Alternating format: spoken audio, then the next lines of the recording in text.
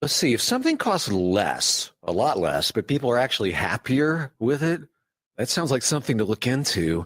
And that's MetaShare. Maybe you've heard joining MetaShare can save you or your family up to $500 a month. And that's huge, but it's also true. People are just happier with it. They love being part of something that reflects and promotes their values and what they believe in. MetaShare works too. It's been around for 30 years now, and members have shared more than $7 billion of each other's bills. People love having telehealth and a huge nationwide PPO network. So yeah, really, you can save a ton and like it better. Imagine being happy with how you're taking care of your health care, whether you're self-employed or part of the gig economy, or you just want a plan that you're happy with. Here you go. You can call right now and get a price within 2 minutes. A very, very smart use of 2 minutes. Here's the number you need. It's 844-45-BIBLE. That's 844-45-BIBLE. 844-45-BIBLE. Here is the latest news and information that impacts you. I'm Derek White. Senator Jerry Moran recently met with leaders from Dodge City, Garden City, Liberal, and Hayes to discuss key community projects, including water conservation, transportation, and infrastructure improvement. He also pushed for aviation safety reforms and introduced legislation to better support Kansas veterans. Moran has been continuing his efforts to bring federal resources to Kansas communities. And now April Match Month 2025 is here with the Thomas County Community Foundation. Join them in making a difference by helping them reach their $100,000 goal. Your participation provides critical support to the organizations and the programs that strengthen our community. Thanks to their partners, the Dane G. Hansen and the Patterson Family Foundations, this is triple plus match opportunity. Every donation counts. For more information, contact Jada at the Foundation office at 350 South Range, Suite 14. For more information on this and other stories, visit nwksradio.net. Rocket 102.5. Clear skies and light west-southwesterly winds at 5 to 10 miles per hour. Has morning lows in the 20s and a hard freeze was likely overnight. Today with sunny skies and gusty south winds at 20 to 40 miles per hour. Highs will get pushed to around 70. And near critical fire weather is expected, thus no outdoor burning precautions will remain in place. Some blowing dust is possible as well. Clear skies overnight with lows 40 to 45, and then tomorrow winds become more zonal and downsloping at 10 to 20 miles an hour, boosting highs in the low 80s. Thursday, those winds will turn to the south at 20 to 40 miles per hour, pushing temperatures further into the middle 80s. Red flag level criteria could be met ahead of an overnight cold front. And with the frontal passage Thursday night, a little rain and snow could be possible out west along the Kansas-Colorado border as temperatures potentially drop below freezing with that cold front passage. This meteorologist Chris Romick in the NWKS Radio Weather Center. Get ready for powerful deals at Hurl Chevrolet GMC in Goodland, Kansas. Right now, drive home a 25 GMC Sierra 1500 Turbo Max with 0.9% financing or up to $7,800 in purchase allowance. Step up in luxury in a 2025 Sierra 1500 Denali and get up to $5,250 in purchase allowance. Or take on any job with the 25 Sierra 2500 with 3.9% APR or up to $2,700 in purchase allowance. These offers won't last. Rush into Hurl Chevrolet GMC in Goodland today or shop online at hurlchev.com. Spring is here, and Hoover Lumber Ace Hardware has everything you need for the season. Get your lawn looking its best with Ultimate Fertilizer and power up with Ego blowers and mowers. Got a project? They got a surplus of lumber ready to go. Plus, fire up the fun with their selection of grills and griddles. Hoover's is also proud to sponsor the Pioneer 5K, 10K, half, and full marathon supporting Colby Community College cross country on April 26th and remind you to sign up and participate. It's Hoover Lumber Ace Hardware in Goodland and Colby, your one-stop shop for spring. Med Enterprises, LLC, your fire extinguisher sales and service folk. We're talking Scott and Tanya Jarrett, the owners, specializing in commercial, agribusiness, portable fire extinguisher service and repairs. And they service most makes and models of extinguishers, and they can perform most repairs and services on site, and they carry new extinguishers for sale too. Call Med Enterprises 785-899-6320 for all your commercial, ag, farm, and home annual certifications, repairs, and maintenance. At FNB Bank, we understand the backbone of our community is our local farmers and ranchers. Whether you're growing crops, raising livestock, or investing in new equipment, we're here to help you succeed. Our agricultural loans are tailored to meet the unique needs of your farm with flexible terms from people who understand what it takes to make it in agriculture. When you partner with FNB Bank, you're working with neighbors who know the land and are invested in your success. FNB Bank, rooted in our community, growing with you. Member FDIC. Looking for insurance that actually puts you first? At the insurance agency in downtown Goodland, we're independent, which means we work for you. Whether it's auto, home, crop, or business, we shop top carriers to get you the best coverage at the best price. No pushy sales, just honest advice from people who live right here in your community. Give us a call today at 785-899-5011 or stop by 1020 Main in Goodland and let's get you covered. The Insurance Agency. Insurance the way it should be. Happy Community Bank Month from all of us at Farmers State Bank of Oakley. We're proud to be your local bank, rooted and invested in our community since 1907. Thank you to our customers for your continued trust and loyalty. And if you're looking for a more local and genuine banking experience, come visit with us. We're ready to help. Farmers State Bank of Oakley, member FDIC. You ready? One, 2, 3, 4! It's the Morning Blitz with Ross Volkmer. Give me my cane. I'll show you how to play this game. The region's only local sports talk. Dynamite drop-in at Broadcast School has really paid off. Broadcasting on Goodland's Rocket 102.5, simulcasting on Goodland's 730 Gold KLOE. Guys everywhere. Discussing it all from the preps. Touchdown, the Cowboys! To the pros. And Teddy back on the track. It's out of here. Bobby Witt Jr. delivers a go-ahead grand slam. The Blitz is presented by Pearl Chevrolet GMC, Hoover Lumber Ace Hardware, and F&B Bank, as well as the Insurance Agency, Farmer State Bank in Oakley, the Cowboy Corner Express, and Equity Bank of Hoxie, Quinter, and Grinnell. Let's go to work. Swing and a high fly ball, well struck out towards right center field. That's back. That one is gone. Michael Bush goes yard, and he continues to wallop out west. For Bushy, it is home run number 4, and the Cubs have the lead. It's 2-1. With the 26th pick in the 2025 WNBA draft, the Seattle Storm select Serena Sundell, Kansas State University. There goes Martini. Pitch to Farmer is a one-hopper. Fair down the left field line. Keeping going is Martini. He is going to be waved in. Here comes a throw. It's going to go into second base and scoring without the throw home is Martini, and Kyle Farmer into second base with an RBI double. The scoreless streak has ended. The Rockies are on the board, 4-1 Dodgers. It's never good when that's the highlight for the Colorado Rockies. Okay, they had another one last night. Hunter Goodman had a 2-run blast, which cut the lead down to 2 in their 5-3 loss to the Dodgers last night for the Colorado Rockies. But at the same time, I mean, when one of the highlights is you're able to put it into what was a 32 scoreless inning streak, that was the highlight, a record for the franchise. 32 consecutive innings without a run scored. That is impressive. That is impressive. But the Rockies did get that done last night, despite losing again to the Dodgers 5-3.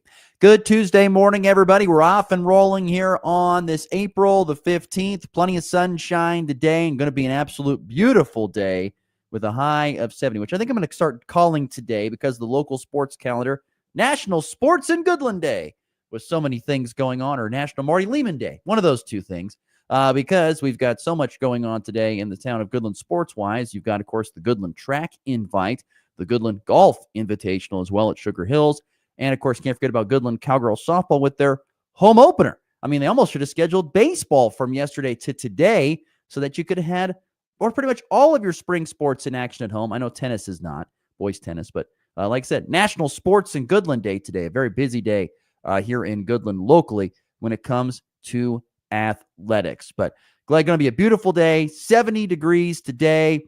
Looking ahead, weather is going to be decent, I think, at least temperature-wise, the next couple of days. Temps are going to be tomorrow in the 80s, and then Thursday might touch 80, but definitely in the upper 70s, but definitely windy.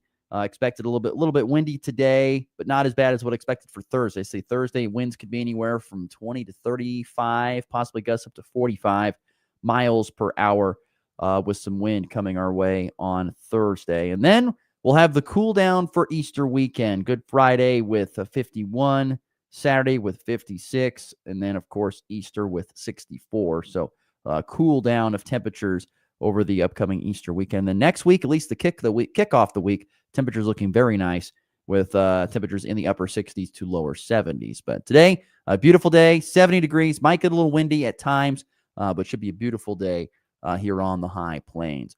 I hope everyone's having a great start to your Tuesday. We have a full show today to get to. Henry Chisholm, our good friend from DNVR Sports, who covers the Denver Broncos, is going to stop by today and visit with us in segment 2, get us updated when everything's talking about the Broncos, whether it's stuff that's happening, off the field with rule changes and things of that sort with Henry Chisholm, or the NFL draft, which is just 9 days away.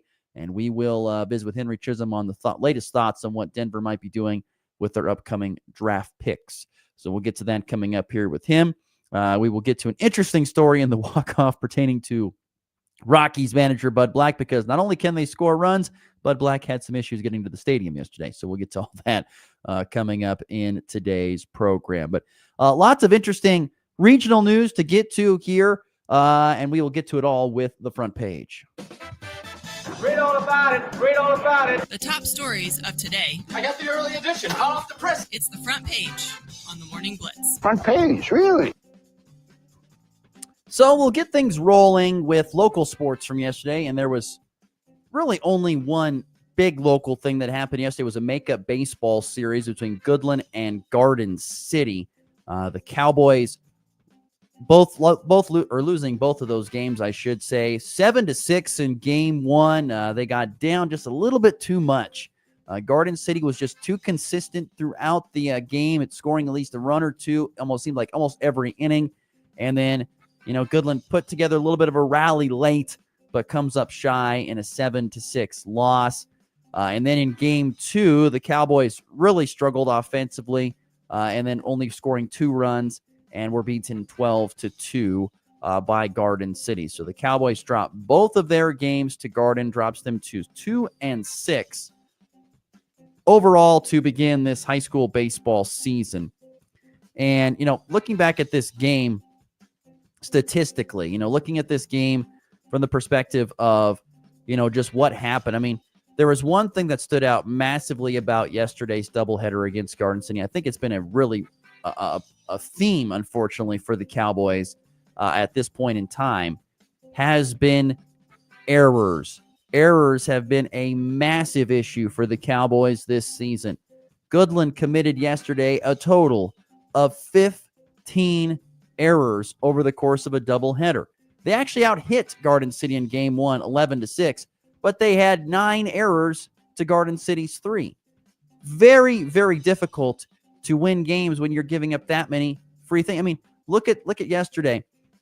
You had Case and Cedarstrom go out there, throw 6 innings and give up 7 runs, but only 2 of them were earned. He pitched really well, but he gave up 5 unearned runs because, once again, that was part of 9 innings. I mean, of all the runs that were scored, of the 7 runs that Garden City scored, only 2 of them were earned. That's the thing. That is the thing. You cannot do that. I don't care how good you are offensively. I mean, you're going to have to be unbelievably good offensively, like scoring double-digit runs every single time that you step out on the diamond, or to overcome the errors. Because they had 9 in game number 1. They had 6 in game number 2 and a 12-2 loss. And when you even get out hit then 7-5, it's really hard to overcome that. So once again, errors, a massive issue for the Goodland Cowboys. It's going to be very, very difficult to win any sort of games this season when you are they've had 1, 2, 3, 4, 5 of their now 8 games, right? 5 of their 8 games. Over half of their games, they have committed 6 or more errors. 6 or more errors in 5 of 8 games. That can't happen. There's no way you can go about and win games when you have that many self-inflicted wounds. I don't care what sport you play. If it's basketball or football and you got turnovers or missed tackles, whatever it may be, you can't win games when you have those kind of things that are self-inflicting wounds. And so that's going to be the biggest thing the Cowboys have got to clean up as the season progresses on. They've got a make good, or not a make good, but I would say kind of a feel good series possibly coming up here on Thursday against Decatur Community in Oberlin. The Red Devils having a tough start to this season with their baseball program kind of getting going again. And so hopefully those are get right series, because the Cowboys are really struggling with errors. like I said, the unbelievable stat, 5 out of 8 games this year, the Cowboys committed 6 or more errors. You cannot win games when you have that many errors. The only way you can make up for that is if you're going to go out there and score 12 runs a game. And the Cowboys, to this point in time in the season, are not doing that. I mean, GHS hitting the baseball now at a season average clip of 247, which isn't terrible, but, you're going to have to hit it at, close to 350, almost 100 more points better than that and score way more than the 28 runs that you have at this point in time to overcome those errors. So Cowboys have got to get that cleaned up on the defensive end. Like I said, when you have 15 errors in a series and you have 35 through 8 games, that's an issue. They've got, again, like I said, 6 or more errors in 5 of 8 contests. That's to me the biggest storyline for the Goodland Cowboys going forward. Can they clean up the errors? Because that is the biggest thing that is hurting them so far this season. So once again, the Cowboys 2-6 overall after they were swept at home by Garden City yesterday afternoon at Centennial Park. And like I said, Cowboys look to get right Thursday on the road at Decatur Community. Colby was scheduled to take on Russell in a makeup series, but the Broncos had to forfeit. So Colby picked up 2 more wins yesterday without taking the diamond. Eagles are 7-2 going into a doubleheader today, a GWAC doubleheader down at Scott City. We'll see how the Eagles can get to 9-2 possibly. Will they split that series, get to 8-3, or will they drop to 7-4? We'll find out. Feel pretty good about them at least getting a game, I'd say, down there in Scott City. We'll see. Also busy day in softball. Talked about off the top, Goodland softball hosting Hayes TMP today, and what is the Cowgirls home opener. Back-to-back series for Tess Smith's Cowgirls that, are going to be challenging series. Garden City's very, very good. A lot of talented players there at Garden, and kind of the same thing with Hayes TMP. They have a bigger pool to draw from when it comes to players, and a lot of kids that play a lot of softball almost year-round.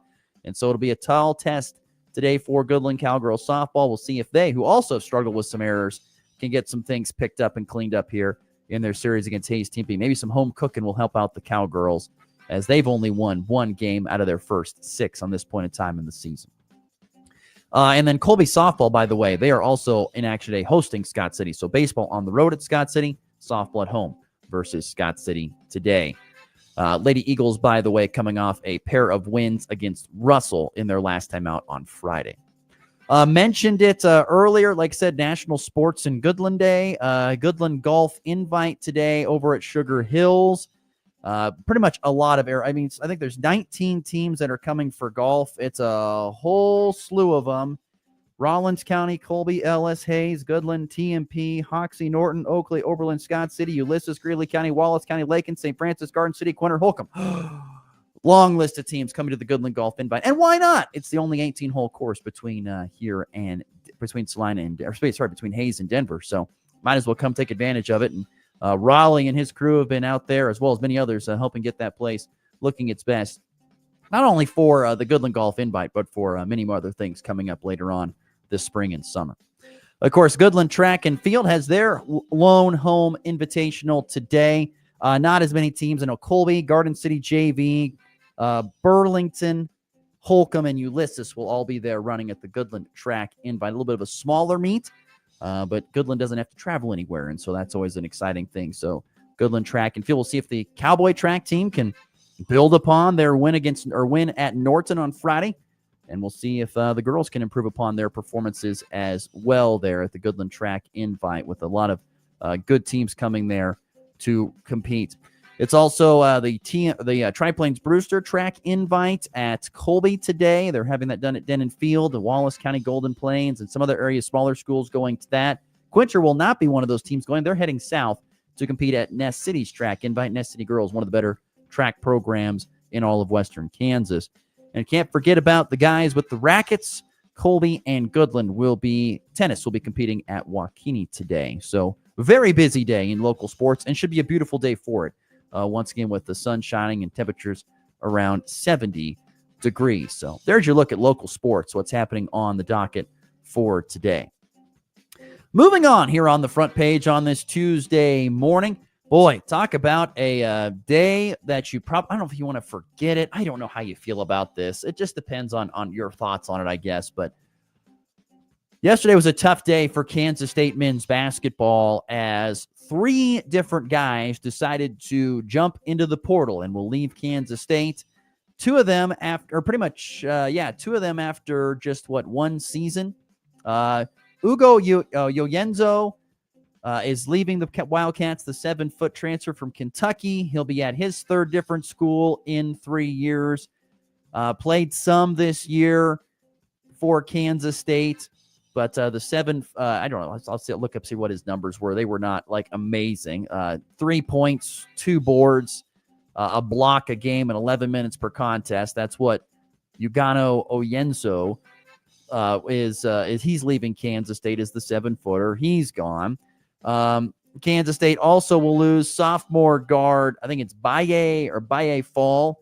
He was a former McDonald's All-American in the 24-25. He averaged 3 points, 2 boards in 6 minutes of action, did not play much. He was at Arkansas prior to coming to Kansas State. He is out. And probably the biggest surprise of the transfer portal exodus would be point guard Doug McDaniel. He is going to leave Kansas State after just 1 season there with the Wildcats. He averaged 12 points per game. Shot 39% from the field. He also averaged around 5 assists and 3 rebounds. And, when we were talking about Kansas State throughout this past season, when Doug McDaniel, I think, started kind of buying into Jerome Tang's philosophies, the Wildcats kind of started to get going for what was that little bit of a heated stretch there in late January, early February. They kind of got in a little bit of a heater. And then it all fell apart at the end, and the Wildcats didn't make a tournament when it was all said and done. But Doug McDaniel going to leave after just 1 season. I think that one was the most surprising one to see that, because many people thought that he would be kind of the cornerstone that they would build around for next year. But here's a stat for you. Kansas State now has just 4 players left on the roster who saw action last season. Because remember, Brennan Hassan already left. Don't forget Coleman Hawkins is done. Also done is David Gasson. I mean, and I'm guessing of the 4 guys that saw action last season, probably only 2 or 3 of them were guys that saw significant action. This is a complete overhaul of Kansas State basketball. Just a complete overhaul of K-State basketball. And if you want a little bright spot, I guess you want to call that, Kansas State did add in Kamari McGriff, a transfer from University of North Carolina at Wilmington, a 6'9", 210-pound player, averaged 19 minutes, 12 points, 4 boards last season. He added that, and of course they added him and the young man Basir Jr. I think it was from Monmouth. I think is where he was from. So they've added a couple of players. But my good, I just don't believe in this. I don't believe in this, and I'm sorry, I'm going to get caught on this rant again. I just don't believe in this. This is not how you go about winning. You don't go about winning by completely starting over every single year. And I know that to some extent Jerome Tang has control over this, and some extent he doesn't. But this is not how you win. This is not how you win. You don't go out there and you rebuild your team and have brand new starting 5 and a brand new bench pretty much every single year.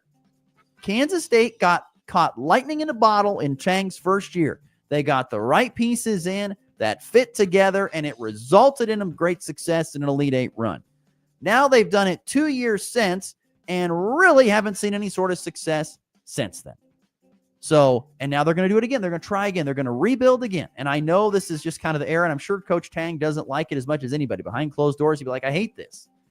But I don't know how in the world you're supposed to build any consistency when you're starting over every single year. And you're just hoping that you just catch lightning in a bottle when you bring in these guys and you get everybody to play together. That's what you hope. Right now, my confidence is not very high for K-State men's basketball because, once again, they are practically starting over with what's happened with the portal, guys leaving and guys coming in. We'll see what else they get here in the coming weeks for K-State men's basketball. Moving on here on the front page, sticking in K-State basketball, flipping to the women, congratulations to K-State's own Serena Sundell. Selected with the 26th overall pick and the first pick of the 3rd round, by the Seattle Storm. And so Serena Sundell heading to rainy Seattle. She becomes the 9th player in school history to be selected in the WNBA draft for K-State, 12th player to overall become part of the league, and the first since 2018. Been a while since Kansas State's had a player in the WNBA. Brianna Lewis in 2018 was that player. So congratulations to Serena Sundell, a product of where I went to college, Maryville, Missouri. Was a high school player there, a prep career there, then came to Kansas State and had a great career, a phenomenal career, did Serena Sundell, averaged 14 points per game over her career. She became just the only player in the nation this season and third player since 1993-94 to register a season with 500 or more points, 250 or more assists, and shoot 50% or better from the field. She also had a career-high 31 blocks and pulled in 159 rebounds, which was the second highest rebounding total of her career. So she had a great season, did Serena Sundell, and she parlayed that into a draftable pick in the WNBA draft. Look forward to seeing how she does up there in Seattle with the Storm. More here on the front page. Football. Back to football here before we get to a break. How about the news out of I don't know. I don't want to say I'm torn up because it's not like it's dumb that they're doing it, but it seems like it's so quick. But Travis Hunter and Shadur Sanders are going to have their jerseys for the University of Colorado Buffalo football team retired at the spring game festivities coming up here. So number 12, of course, the Heisman Trophy, the reigning Heisman Trophy winner, Travis Hunter, and who was the consensus National Player of the Year, is getting his jersey retired. He also won 8 major awards and is a unanimous first-team All-American. He gets his jersey retired. And also Deion Sanders getting his jersey retired. My first initial thought was isn't this a little bit soon? Isn't this a little bit early to do this? Don't you usually wait a year or two to kind of let things settle, and then you bring them back for a grand deal? Why such the quick turnaround? I would like to know. Why such the quick turnaround? So I don't know, but at the same time, when you look at their numbers and what they did during their careers there at Colorado, which was only 2 seasons, mind you, Hunter had over almost 2,000 yards and 21 total touchdowns, not to mention 67 tackles, 7 picks, and a forced fumble on defense. He played over 2,600 snaps in 2 seasons, which is nuts. And then Shadur set more than 100 school records. 100 school records. Shadur Sanders set. Career passing touchdowns, passer rating, completion percentage, all in 2 seasons. Over 7,300 yards passing, 64 touchdowns to just 13 picks. Both are going to be first-round picks in the NFL draft, I would assume, coming up here in 9 days? Yeah, 9 days. But to this point in time, in Colorado's 135-year football history, they've had 4 numbers retired. 4! So that would be Byron White, Joe Romig, Bobby Anderson, and only one that I had heard of, Rashaan Salam, number 19. He's retired. But now you're going to add 2 more in Shadur Sanders as well as Travis Hunter. So, like I said, it's not that I don't think that they're deserving of it, the numbers retired. I do believe they are. Those stats back that up. It just seems really quick to me, and I don't know why, but it just seems fast. Like, their careers are done. Retire their jerseys. I think that it tells you one thing. It tells you how good that they were, and also tells you how lackluster of a history there is in Colorado football. I think that's what it says to me. There's not a great history of Colorado football, but they've certainly brought it the last couple of years. Those 2 guys have definitely put up some ridiculous. Think about that, guys. In 2 seasons, Shadur Sanders set more than 100 school records in 2 seasons. That is unbelievable. In 2 seasons, nuts. Absolutely nuts. There you go. The front page. Thank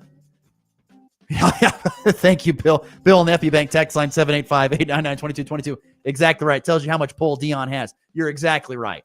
I mean, whatever Deion wants, he's going to get. Like we talked about a couple weeks ago where he said, he got this new contract, and I honestly think it was worth it. Not because of the wins, that he has put together, which he's had some okay seasons in 2 years, but because of the amount of eyeballs and attention and publicity, which results in money, has come into the university because of Deion. That's why he deserved that massive top 10 contract that he got a few weeks ago. That's why he deserved it. And part of the reason that he got those numbers and viewers is because of these two players. But Bill's exactly right. It tells you the amount of pull that Deion, that Coach Prime has, getting those guys into their having their numbers retired. Just not even they haven't even gone a year, and they're getting their numbers retired. And there have only been 4 guys prior, and now there's 2 more. This tells you the amount of pull. But once again, I'm not against these guys getting their numbers retired. They put up some ridiculous numbers. There you go. That's the front page here on a Tuesday edition of the Morning Blitz. We're going to take a time out. We come back. We're going to change up some gears, talk some NFL football with our good friend from covering the Denver Broncos, DNVR Sports. That'll be Henry Chisholm. He'll join us next here on a Tuesday edition of the Morning Blitz. Spring is here, and Hoover Lumber Ace Hardware has everything you need for the season. Get your lawn looking its best with Ultimate Fertilizer and power up with Ego blowers and mowers. Got a project? They got a surplus of lumber ready to go. Plus, fire up the fun with their selection of grills and griddles. Hoover's is also proud to sponsor the Pioneer 5K, 10K, half, and full marathon supporting Colby Community College cross country on April 26th, and remind you to sign up and participate. It's Hoover Lumber Ace Hardware in Goodland and Colby, your one-stop shop for spring. It's time for a check of the markets with the Anderson Trade Group on the Kansas Farm and Ranch Radio Network.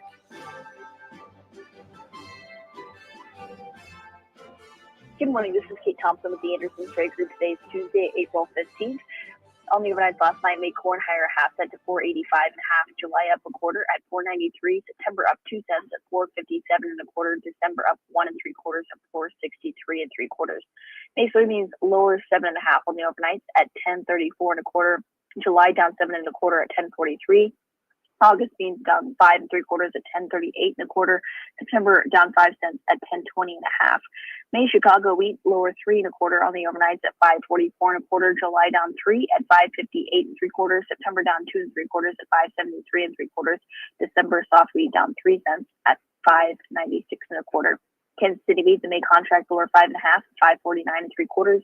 July down 5 cents at 5.65 1/4. September down 5 cents at 5.80 3/4.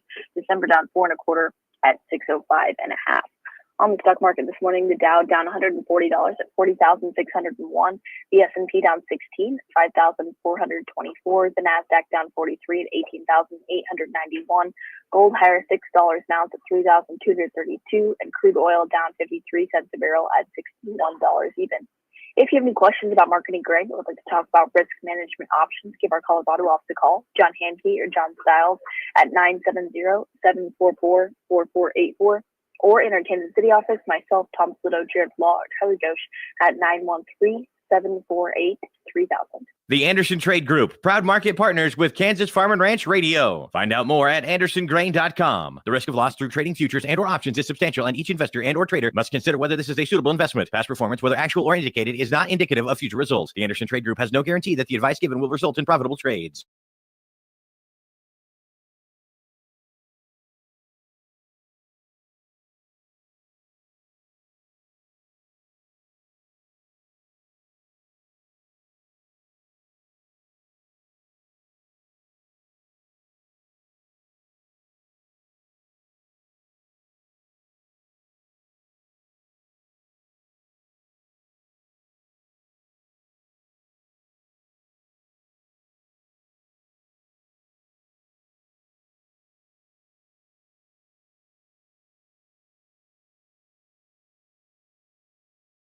Thrifty driver, E15 is priced lower than regular unleaded. For the nature lover, E15 provides cleaner air. For the shopper who buys local, E15 has more ethanol from our Kansas corn farms. Choose E15 for a higher octane, lower price, and cleaner American fuel. This message from the Kansas Corn Commission. Learn more at kscorn.com. Sports talk that's fast, fresh, and always on point. Yeah, I don't know about that. This is the Morning Blitz.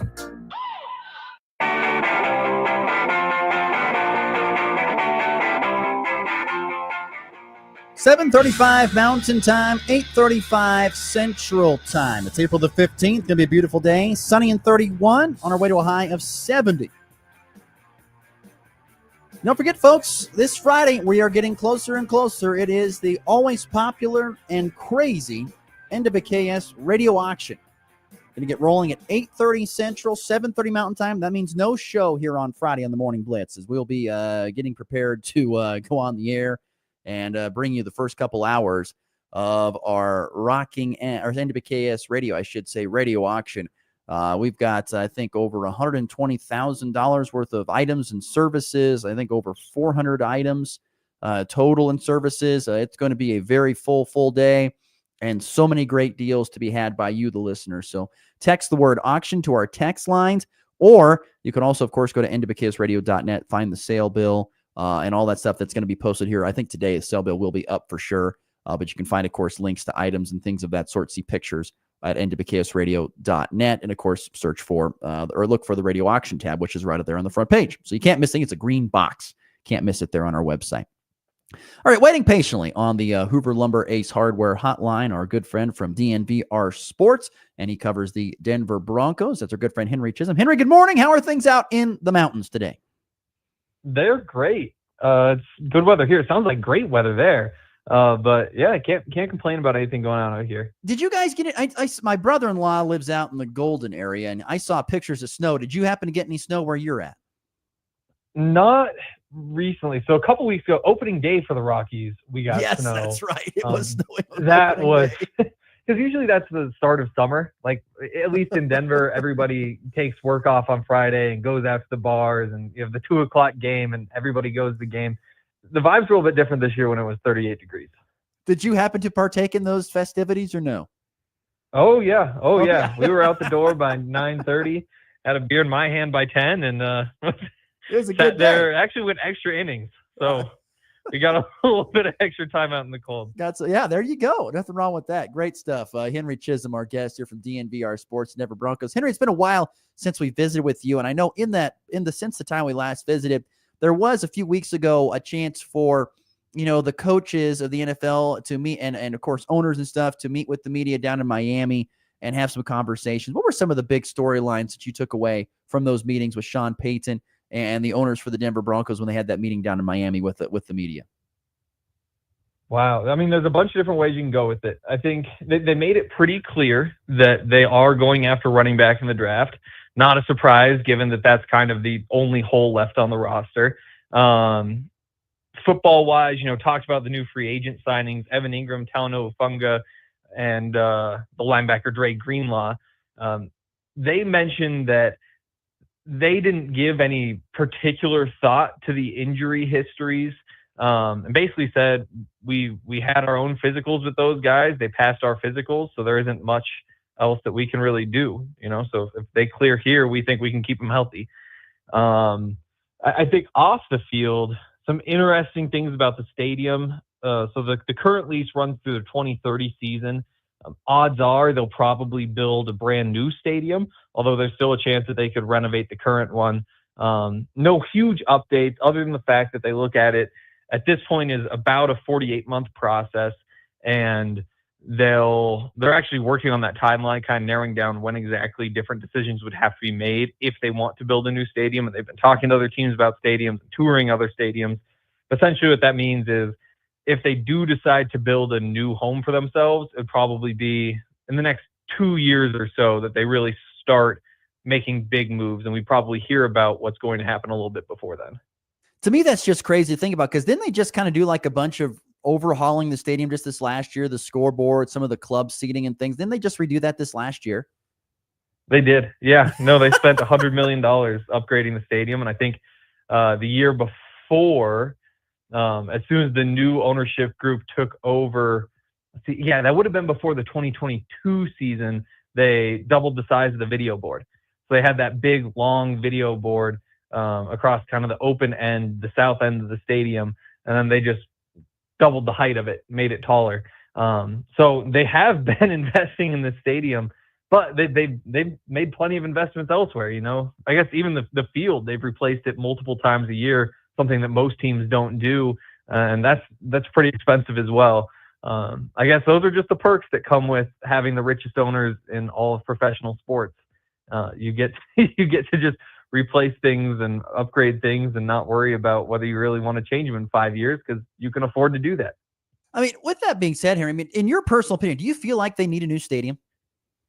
No, I mean, we've talked about it on the podcast, and I am in the minority, and maybe some of it's the sentimental value of growing up going to games there. I like the stadium. I think it's great to still be playing outside in an era when teams just keep moving inside. I think that, I don't know what to call it, kind of the skyline of the stadium, that top part, the waves, I think that is just kind of iconic. I think that when you watch games on TV, you see a difference when it's a game in Denver. I think that the sunlight comes through. It's just so warm during the day games compared to when you watch games somewhere else. Sometimes it just feels not so bright. Like there's just a different tint to it. And then you still have the night games. So you get so used to seeing what you see on Sunday afternoons. Next thing you know, there's like this huge contrast when it's a Sunday night football game. It's just a totally different vibe. If you have a dome, every game looks the same. It's Sunday night football, but guess what? It's the exact same lighting, exact same look as it is any other time. So I don't like the idea of putting a roof on the stadium just because this is football in Denver. I don't like the idea of moving the stadium because they've been playing on the exact same site since their first season in 1960.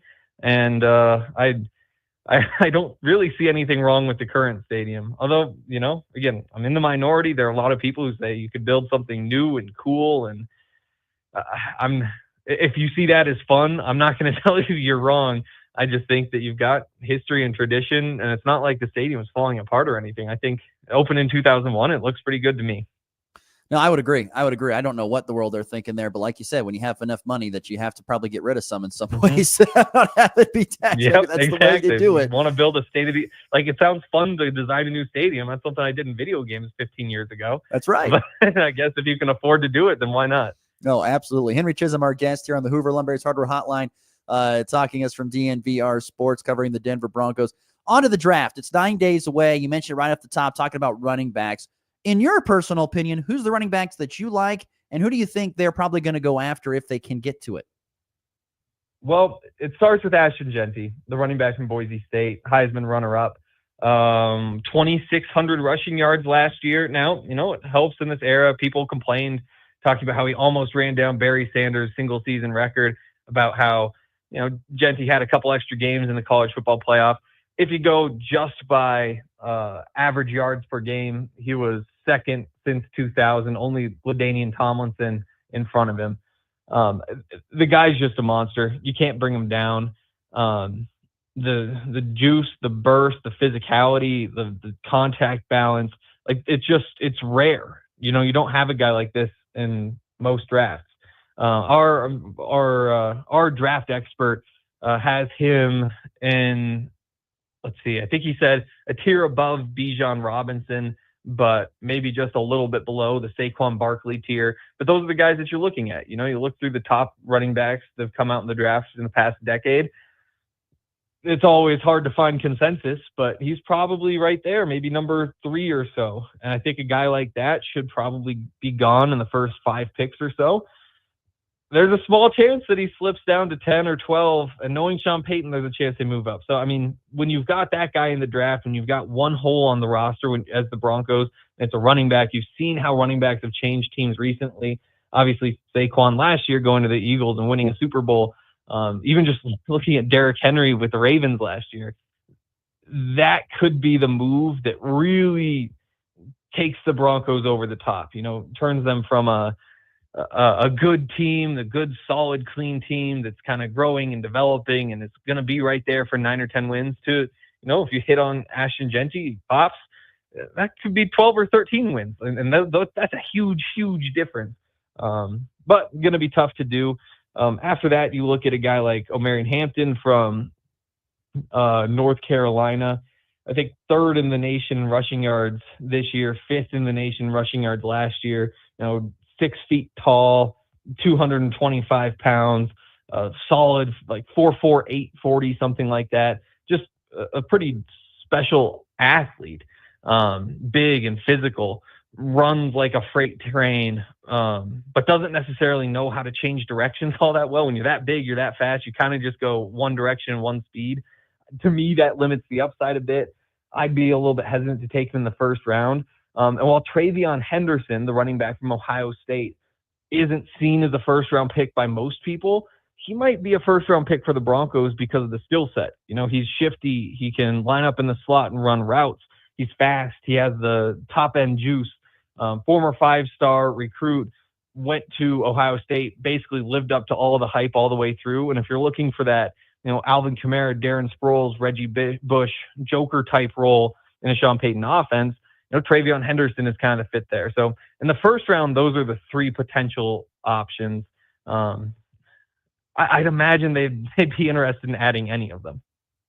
We're raising with Henry Chisholm. DNVR Sports covers the Denver Broncos here on the Hoover Lumber Ace Hardware Hotline. I mean, is it almost a foregone conclusion that they're going to go running back in some sort of fashion, or is there a chance that if something falls to them, they might take a look at it if it's not a running back? What are your thoughts?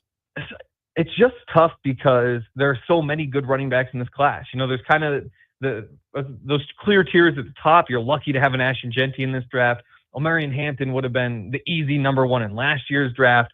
But then even after that, there's another maybe a dozen guys who've got a chance to be starters in the NFL. It just happens to be that there were almost no running backs in last year's class, and this year you've got basically any style of running back you could look at.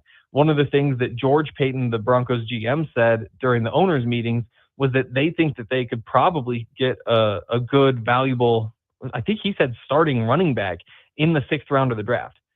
And so those are the things that you have to weigh. Running back, not really a position that teams want to spend their best assets on just because, those guys wear down quickly. But when it's the only thing you need, the difference between a really, really good one and a good one might be worth investing in. So I think it's going to be a running back. If I had to pick a position, I think that's the easy one to pick. At the same time, if you want a blue chip defensive lineman, you really can't blame a team for doing what in most years you'd call the responsible thing. Henry, once they get a running back in the first round, what are other needs that they are needing for Denver? So it's tough because it's all different than it was just a couple of months ago. A couple months ago, you're talking about losing DJ Jones, your big defensive tackle, one of the best run stuffers in the NFL. You're talking about how you'd like an upgrade safety. You need a linebacker. You need a tight end. Well, you got your tight end in Evan Ingram. You got your linebacker in Drake Greenlaw. You bring DJ Jones back, so the defensive line rotation looks good. And then you add Talanoa Hufanga. So your safeties are actually, you hope, one of the better safety tandems in the NFL. Now you look at this and say, I guess you've got three of your top four on expiring contracts next year. Zach Allen, John Franklin Myers, and Malcolm Roach. Is that a spot where you could say, let's add a defensive lineman now? Hopefully we like what he does this season, and it gives us more flexibility to let one of these guys walk instead of spending more money. You look at a spot like cornerback, where you like what you've gotten from your number 2 corner in Riley Moss in his first real starting season. You like what you've gotten from your nickel cornerback, Jaquan McMillan, in the past 2 years. But could you add one more guy to that group just to potentially raise the floor, raise the ceiling a little bit? And in the event that one of those guys gets off to a slow start, you can bump them through rotation and kind of patch things together a different way. It's a different way of looking at the draft than it has been in the past for the Broncos, because in the past you've had 5-6 spots where you'd say, hey, let's get this guy in there, and there's a chance that he could win a starting job right away. Now it's a lot tougher. It's figuring out where you're going to have room in the future, looking 2 years out, and then also look at the current roster and saying, hey, we've got 4 safeties at least that we really want to have on the team. There are a couple more guys who we've been excited about in the past who might just be competing for one spot. If we add another safety, next thing you know, we're going to have to cut somebody who we think is valuable because there isn't room on the team. So to answer your question, I'd say tight end, maybe a receiver, maybe developmental offensive linemen, linebackers for the future, maybe. But it's kind of an open book. It's kind of just best player available once you have a plan at running back. Isn't that amazing? I mean, because if you're kind of in that situation, Henry, isn't that kind of where you're like, we're actually pretty good in a lot of spots going into this? It's almost like it's a good thing that you can kind of just be a little picky about what you want to do with the rest of the picks after possibly getting running back in the first round. Totally. And that's why it's easier to justify trading up for Ashton Genty. Like, if you really feel this way about this team, and from what I see, that's what I think is kind of the correct opinion, is that you've built a solid starting lineup. I think that your depth is pretty good across the board. There are definitely spots where it can improve. Depth can always improve. But Sean Payton, in his 17 years as an NFL head coach, has never traded down in the first round of the draft. So it's tough to imagine he's going to start now. Could he trade up? He likes to do that. He can be a little bit aggressive. And that's why I kind of keep going back to the fact that if Ashton Genty somehow, gets past the Raiders at 9 and maybe even gets past the Cowboys at 12, then you start saying, hey, this guy could totally change the outlook of our team if we got to ditch this second-round pick. That's really not the end of the world at this point. It should be absolutely fascinating to see how it all goes for the Denver Broncos here in the coming days, with the NFL draft just 9 days away. He is Henry Chisholm of DNVR Sports. Before I let you go, Henry, what's kind of next on the calendar after the draft for the Broncos? What's the next thing up? Well, that's a good question. So they'll have their OTAs. They'll start bringing the rookies in for a couple of days of practice, and they'll the next week bring in the vets. So we'll be out there watching everybody run in shorts. Broncos, one of the many teams who aren't scheduling the full possible slate of OTAs. It's kind of trendy for coaches now to say, like, hey guys, don't worry. Instead of I think it's the full 4 weeks, we're just going to do 3. Wins you some brownie points, I guess. That'll be next up, and then you get to mid-June through mid-July. It'll be a month off, and then starting, we don't know the exact date, but usually July 24th or so, they'll be back in training camp, and we'll have a month and a half of lead up, and then the season's on the way again. Yeah, you're exactly right. It'll be here before we know it. Henry Chisholm of DNVR Sports covering the Denver Broncos. Henry, thank you so much for the time. We'll have you on after the draft to get your thoughts on how the Broncos did. Hopefully a successful NFL draft. Great. Thanks for having me on. Once again, great stuff there from Henry Chisholm of DNVR Sports and covering the Denver Broncos there for DNVR Sports. All right, let's get to our final break. We'll come back and wrap up the show with some baseball real quickly. And some other quick news, an interesting story about Bud Black. That's next here on the Morning Blitz. Get ready for powerful deals at Hurl Chevrolet GMC in Goodland, Kansas. Right now, drive home a 25 GMC Sierra 1500 Turbo Max with 0.9% financing or up to $7,800 in purchase allowance. Step up in luxury in a 2025 Sierra 1500 Denali and get up to $5,250 in purchase allowance. Or take on any job with the 25 Sierra 2500 with 3.9% APR or up to $2,700 in purchase allowance. These offers won't last. Rush into Hurl Chevrolet GMC in Goodland today or shop online at hurlchev.com. Looking for insurance that actually puts you first? At the insurance agency in downtown Goodland, we're independent, which means we work for you. Whether it's auto, home, crop, or business, we shop top carriers to get you the best coverage at the best price. No pushy sales, just honest advice from people who live right here in your community. Give us a call today at 785-899-5011. Or stop by 1020 Main in Goodland, and let's get you covered. The Insurance Agency. Insurance the way it should be. If you're shopping for a banking institution, visit with Equity Bank of Hoxie, Grinnell, and Quinter, Kansas. The Equity Bank is heavily invested in local business and activities contributing in many ways back to their community. Their employees are involved with many organizations and area events. Plus, a lot of experience comes with that staff. You'll find valuable local assistance when you bank at the Equity Bank of Hoxie, Grinnell, Quinter, and other locations in Western Kansas. The Equity Bank, member FDIC. You're listening to the High Plains only local sports talk show. Do you understand the words that are coming out of my mouth? The Morning Blitz.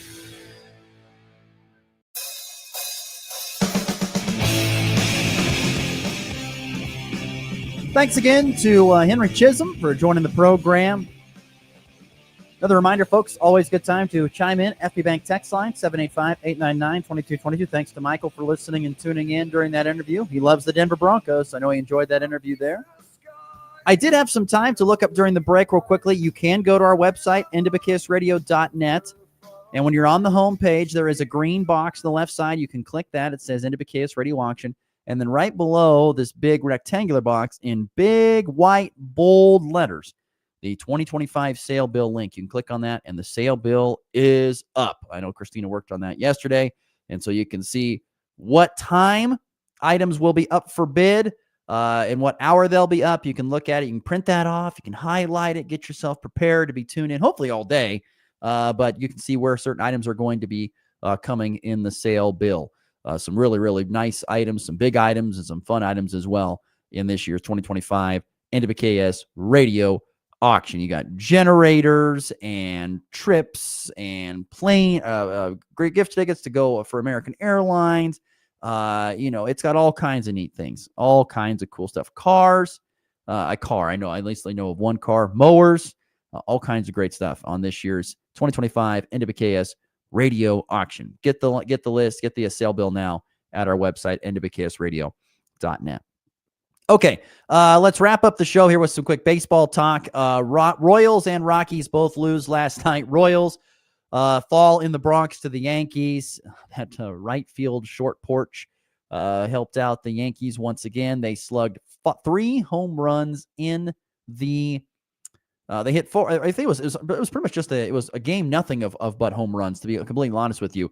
But it was in the 5th inning that was the biggest one, by the way, there for the Yankees, because they slugged 3 home runs in the bottom of the 5th off of Seth Lugo, who ended up giving up 4 home runs. He gave up another one in the 4th, but 3 home runs, solo shots in the 5th. And the Royals bats were just not being able to solve Carlos Carrasco and the rest of Yankees pitching. They were held to just 2 hits, both those hits coming from Bobby Witt Jr. He also had the lone run in RBI thanks to his solo shot in the 3rd. So Royals led early, but Yankees prevailed late. 4-1, they get the victory. Royals dropped to 8-9.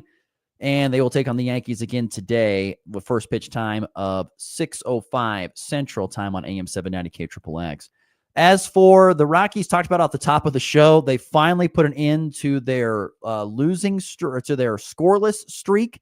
The Rockies went, I want to double check this and fact check this real quickly, but I believe it was 32. Sorry, I was wrong. I exaggerated. 27 inning scoreless streak.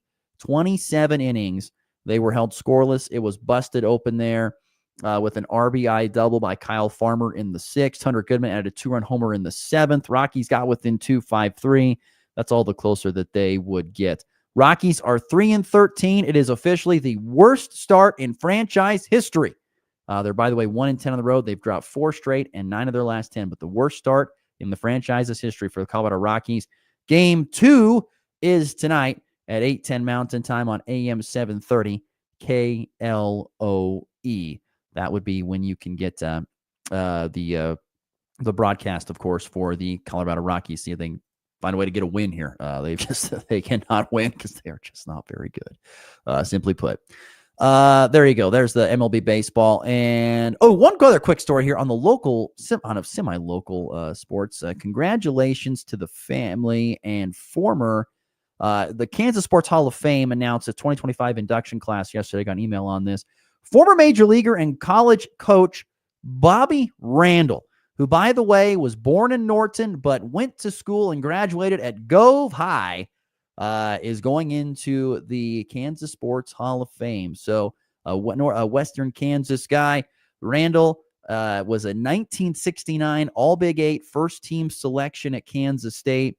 He batted .371, which, by the way, was among one of the best in school history there at KSU. He was drafted 3 times by the Dodgers, but spent 5 years with the Twins, hit over 304 seasons. He coached at Iowa State, Kansas, and Manhattan Christian College, and was named to the K-State All-Century Baseball team and inducted into the Kansas Baseball Hall of Fame in 1988. But he and 9 others will be inducted into the Kansas Sports Hall of Fame in Topeka on August 2nd. Congratulations to Bobby Randall, a Gove High grad and one of the best hitters in the history of Western Kansas, apparently. All right, let's get to the walk-off. High drive, deep left, grand slam! And back lifts his ball deep to right. How about a ready. Thomas to the 10. Denver's going on to New England. They win it on the first play of overtime. Mahomes swings it. It's there. Hardman. Jackpot. Kansas City. Interesting story involving Rockies manager Bud Black. Not only can they not win a game, but Bud Black had issues in their series against San Diego. So Bud has a home there in San Diego where he lives during the offseason. And, of course, he was staying there while they were in San Diego. Well, he was just going to take the train from where he lived to downtown Los Angeles for the start of the Dodgers, for the series with the Dodgers. But he was on the platform at 10:35 yesterday morning, waiting for the train. 5 minutes later, an earthquake came. He had to actually take a share ride to Dodger Stadium. It cost him just about $200. I love his quote. Old school meal money used to take care of it, but not anymore. I tell you what, nothing's going right for Bud Black. Can't get to the ball games the way he wants to, and his team can't win. Boy, rough going for Bud Black. Really, really rough. Once again, busy day today in local sports. You've got Colby baseball on the road at Scott City. Colby softball at home versus Scott. Tri-Plains Brewster track invite. Quinter has their track invitational. Goodland and Colby tennis going to Joaquin. Of course, can't forget about National Sports Day in Goodland, as you've got the Goodland Golf invite at Sugar Hills, the Goodland track invite at the track facility, and, of course, Goodland softball with their home opener hosting Hayes TMP.